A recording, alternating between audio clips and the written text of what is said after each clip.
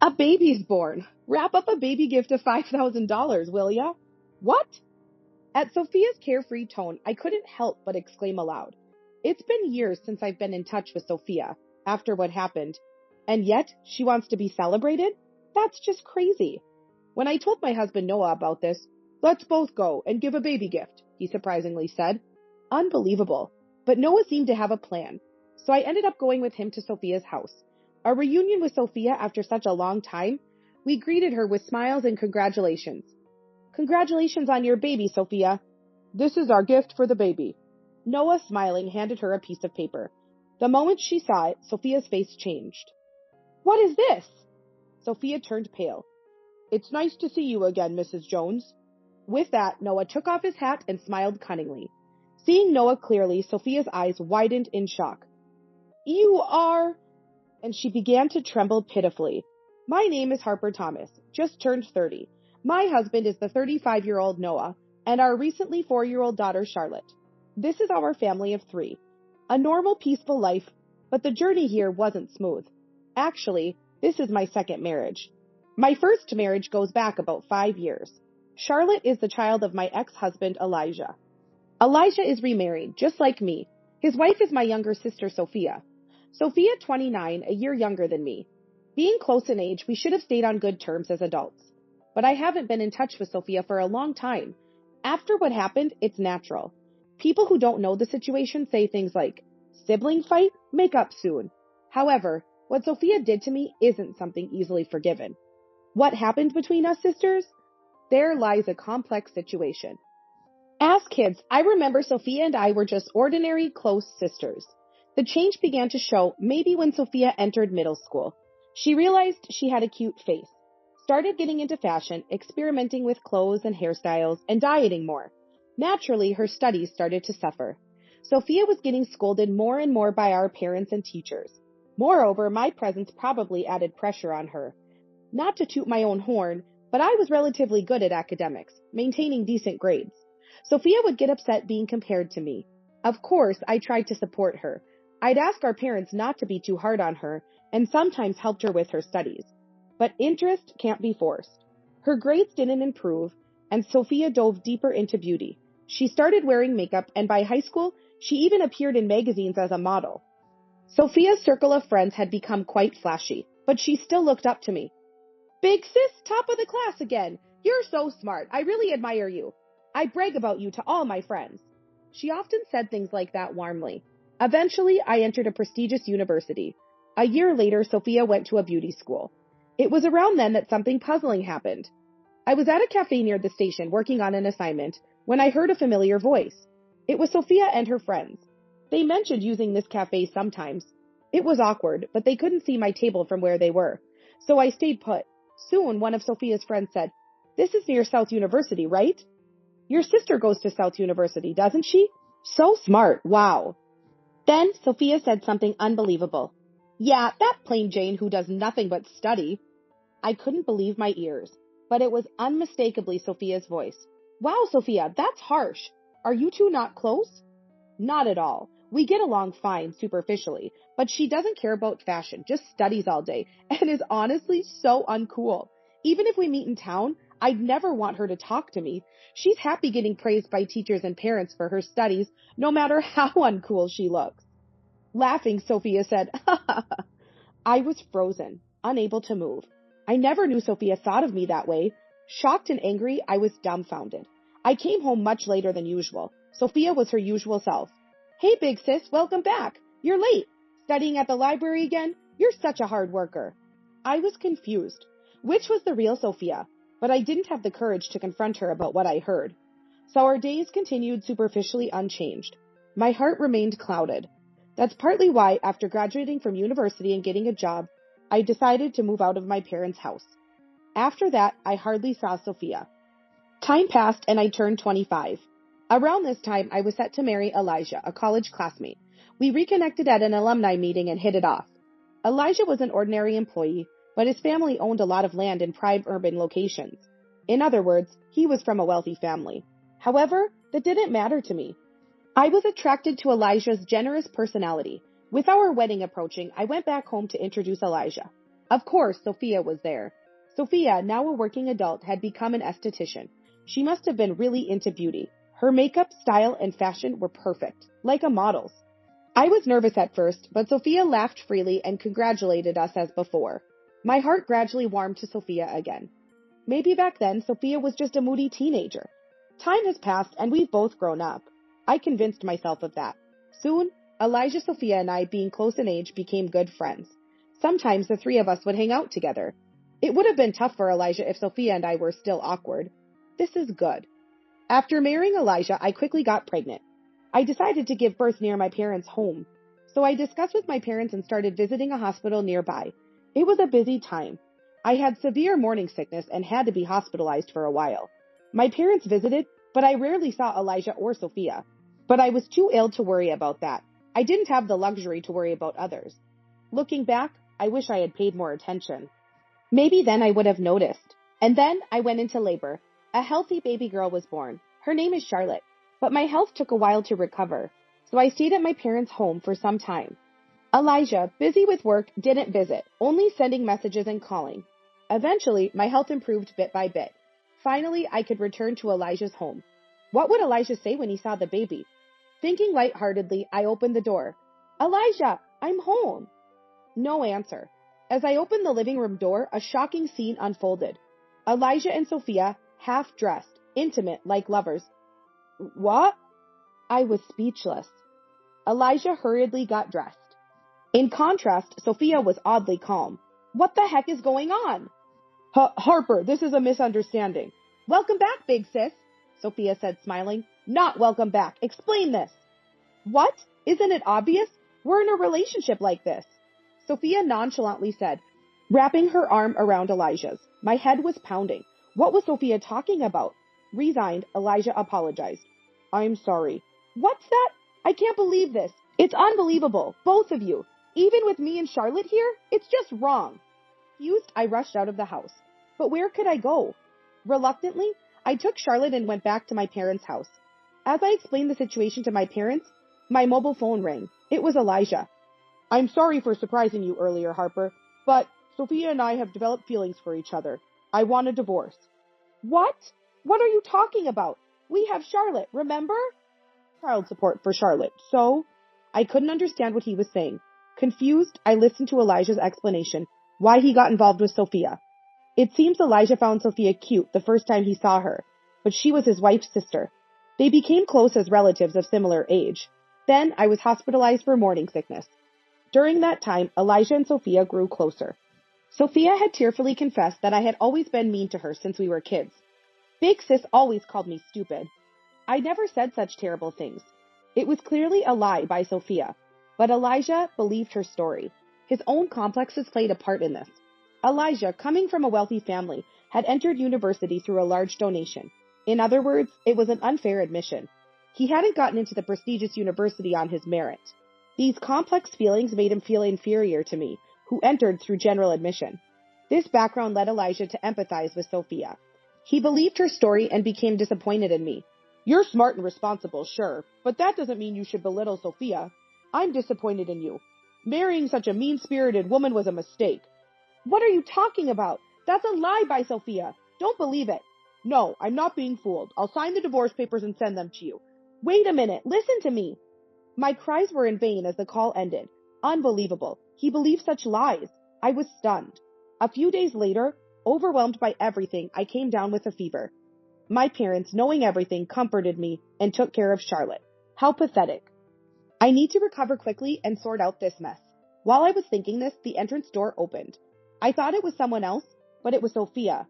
Oh, big sis, you're here at home, Sophia said nonchalantly as she returned. I couldn't suppress the trembling anger. What are you talking about? What do you mean, Sophia? Lying and deceiving Elijah, I shouted. My parents heard the commotion and rushed over to stop us. But we didn't stop. I've always hated you, big sis. Sophia spoke in a lower tone than usual, slowly. Just because you were good at studies, you received all the love and expectations. I couldn't stand it. So, I wanted to take away what was most important to you. The house fell silent at Sophia's confession. I couldn't believe Sophia had such thoughts. Anyway, focusing on beauty paid off. Elijah is just a typical man. Fell for it easily. Sophia spoke with a smile. I was speechless. So the Sophia in that cafe was her true self. What had I been seeing all this time? The real Sophia hated me so much. I had only seen the convenient illusion of a doting Sophia. Stunned, I watched as Sophia casually gathered her things to leave. Elijah's house is so plain and tacky. It's not my taste at all. I'm going to change everything. Apparently, she planned to stay at Elijah's house. Despite my parents' attempts to stop her, Sophia left briskly. Dizzy, I found myself sitting in the hallway. Then, my daughter Charlotte began crying in the other room. I needed to comfort her, but I couldn't move. Supported by my parents, I finally managed to stand up. I don't remember much after that. All I knew was I didn't want to see Elijah and Sophia's faces. After discussing with my parents, we concluded that divorce was the only option. I cried, not for myself, but for Charlotte. Even in this situation, Elijah showed no concern for her. Such a terrible father. But then, maybe it's better not to have such a father. That thought was one of the reasons I decided to divorce. I quickly signed the divorce papers Elijah had mailed and delivered them to the office. Thus, my first marriage ended unceremoniously. Fortunately, my parents supported me. They harshly told Sophia not to come back home. Thanks to that, I never had to meet Sophia again. Gradually, I regained my composure. Sophia and Elijah might have married, but it no longer mattered to me. I had to protect my life with Charlotte. Time passed. Luckily, my workplace was within commuting distance from my parents' home, so I didn't have to change jobs. I worked hard, desperate. Although the alimony from the divorce trial was paid without delay, I was a single mother. I had to save as much money as possible. I was a bit anxious. My friends might have noticed. One day, a friend suggested introducing me to a man she knew.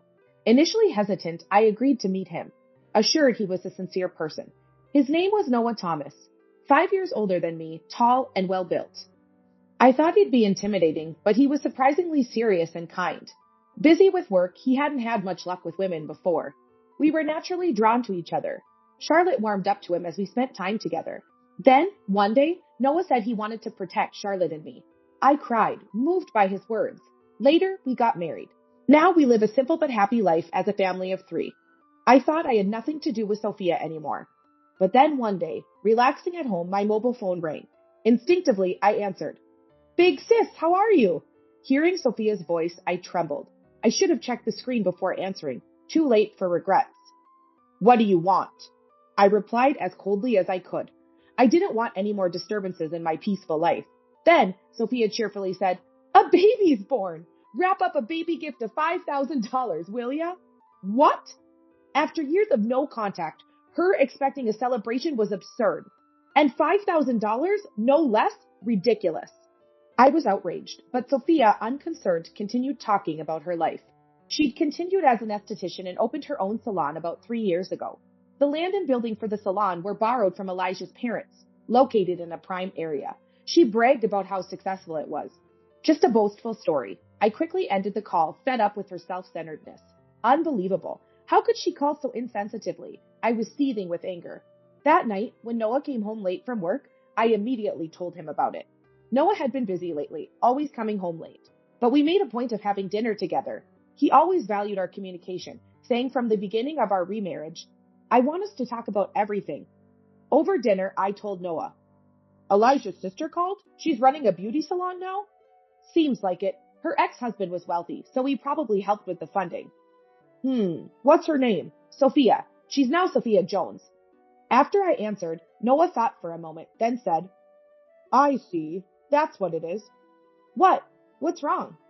Well, how about we both take a baby gift and visit Sophia's house? Noah suggested with a sly smile. What? Why would we do that? I don't want to. Calm down. I have a plan. He then shared a surprising fact and proposal with me. I was taken aback. When the weekend came, Noah and I, having left Charlotte with my parents, arrived at Sophia's house. It was a large, impressive home. Welcome. Sophia, smiling, greeted us at the door. She looked perfect, even post-pregnancy. It's been a while. You haven't changed, Sophia. I forced a smile. Then Sophia said laughingly, Of course not. I never neglect my beauty routine. Don't want to be cheated on like someone. Typical Sophia. I almost got angry, but I had to hold back for now. Sophia led us to her spacious living room. A baby was sleeping in the crib. Look, my daughter Amelia. Cute, right? Amelia did look adorable, much like Sophia, but maybe it was my imagination that her facial features seemed a bit harsh. So about that thing, Sophia gestured for money. How audacious. Just as I was about to retort, Noah put his hand on my shoulder. Nice to meet you. I'm Harper's husband, Noah. He bowed slightly, wearing his hat low over his eyes. Ah, okay, Sophia muttered disinterestedly. Noah then quickly pulled out a piece of paper from his inner pocket. This is our gift for the baby. Congratulations on your baby, Sophia. Upon seeing the paper Noah handed her, Sophia's complexion changed. What is this? She turned pale. Then Noah swiftly removed his hat. Nice to see you again, Mrs. Jones. I'm Noah Thomas from the police department. Seeing Noah clearly, Sophia's eyes widened in shock. You, the detective who came to my salon. She began to tremble. The baby gift Noah had handed over was actually a search warrant, a court-authorized document allowing the search and seizure of her home. Sophia, unable to hide her agitation.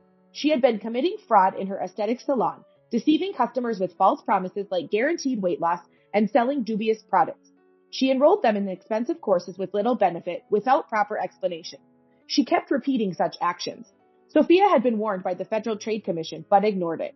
Victims increased, contracts were forced, and Sophia even filled out paperwork herself. Several police reports were filed. Finally, the police started a forced investigation at the salon, led by Noah. Noah, a police officer by profession. Sophia cleverly hid evidence in her store, making it difficult for Noah to find proof. This case was the reason for Noah's late returns recently. By chance, the investigation subject turned out to be my sister. Sophia's call about the baby gift provided an opportunity to visit her home. To avoid raising her suspicions, Noah decided to use the baby gift as a pretext. Thus, Noah concealed his identity until the last moment, successfully entering Sophia's house. Noah signaled with his radio. Simultaneously, several police officers who had been waiting outside entered.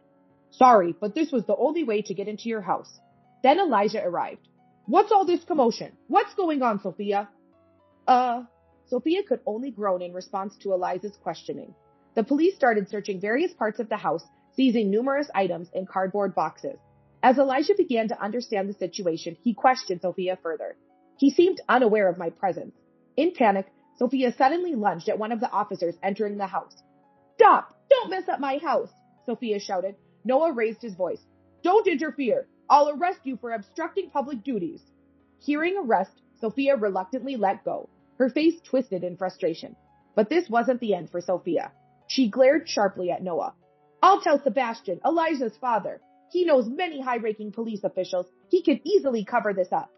Sophia was relying on Elijah's father, a wealthy landowner with extensive connections. In her desperation, she turned to Elijah. You can do it, right? Your father has always used donations to influence people. What are you saying in front of the police? Elijah was flustered. Sophia, in her panic, lost the ability to think rationally. Noah spoke calmly. The Jones family, right? Old landowners. Sebastian Jones, Elijah's father, a former city council member and wealthy man. So, what about it? He's already been indicted for bribery in a corruption case. He's currently in custody. What? My father? Now it was Elijah's turn to panic. The Jones family was wealthy, but apparently involved in corruption. Elijah's fraudulent admission to university suggested a family habit of solving problems with money. Why is my father-in-law involved in this? I don't know. Sophia, were you committing fraud at your salon? Shut up. Now's not the time. Elijah and Sophia began arguing bitterly. Amidst the chaos, I quietly addressed Sophia. Isn't it time to give up? It's unbecoming. What did you say? You lied again. 4 years ago, you made up lies about me to Elijah, crushing my heart. And now, deceiving your clients for your own benefit? No matter how beautiful you are, your heart is ugly, the lowest of the low. What? Sophia opened her mouth to respond, but then a police officer's voice came from the back room. We found a work computer. Sophia bit her lip in frustration, likely knowing it contained incriminating evidence. Mrs. Jones, we'll discuss this in detail at the station. Please come with us. Sophia slumped in defeat, her face a picture of despair. It seemed she no longer had the energy to resist. Initially, Sophia denied the fraud charges at the station, but analysis of her computer's data uncovered evidence. She was arrested for fraud, extortion, and forgery. Her aesthetic salon, opened 3 years ago, was apparently in the red from the start. Her aggressive product promotions were desperate attempts to secure sales. But she didn't want anyone to know about her worsening financial situation. Pride had driven her to claim her business was thriving. Her sudden demand for a $5,000 baby gift must have been employed to cover her shop's losses. Dozens of customers had filed complaints against Sophia. The salon, facing hefty damages, went further into debt and closed down, leading to bankruptcy. Elijah and his family, who had invested capital, were furious. Understandably, Sophia was divorced. But Elijah's family wasn't spared either. His father, Sebastian Jones, was arrested for bribery. Their family had to liquidate all their properties to cover debts. Elijah, who had worked for his father's real estate agency, found himself ousted when other executives took control following his father's arrest. He later found work at an unrelated company, but he struggled, being overworked and underpaid. In such a state, he couldn't possibly take care of a child. Amelia, their daughter, was temporarily placed in children's foster care. Poor Amelia's birth into such a family seemed nothing but misfortune. Amidst these tumultuous days, I had been pondering something. Months later, I attended Sophia's trial to ensure she showed remorse. It felt like my final duty as her sister, but reality was harsh. In court, Sophia kept insisting, "I'm not at fault," denying all fraud charges despite clear evidence. "I only helped because the client said they wanted to lose weight, to be beautiful," she argued. Dark circles under her eyes, her appearance had turned frightful. Her hair was disheveled, her once cared-for beauty was gone. Her life choices were evidently reflected in her face. Sophia's state was pitiful. Reflecting on everything, I realized it all started with her jealousy towards me. But I never mistreated her. Our parents, initially upset with Sophia's lack of interest in studies, had stopped scolding her. Sophia had developed her complexes and twisted perceptions on her own. Afterwards, Sophia began to lie blatantly. It continued until the lies became her truth. Now, Sophia is just averting her eyes from reality. She concocts twisted facts and doesn't believe she's at fault. This is the result of her delusions. Poor Sophia. Eventually, the verdict was given. Due to the severity of her actions, she received no probation and was sentenced to 3 years in prison. It was expected. Yet, I couldn't help but wish for her to wake up to reality. I hope she considers the pain her lies caused others, even just a little. In prison, I hope she takes a hard look at herself. Months later, on a certain holiday, Charlotte, Noah, and I were at the park. We spread a leisure sheet on the grass, enjoying a light picnic. "I want to eat the tuna sandwich first," Charlotte exclaimed. "Hey, Charlotte, save some for Dad," Noah replied, and she laughed joyfully. We were back to our happy life. It reminded me of my own peaceful family upbringing. One thing is clear from this ordeal. I'm not perfect. I felt envy too. But rather than harming others with petty jealousy, I want to cherish empathy and focus on the small joys of daily life. That way, I won't be consumed by dark emotions. Charlotte and Noah happily ate their sandwiches. I quietly wished for these tranquil days to last forever.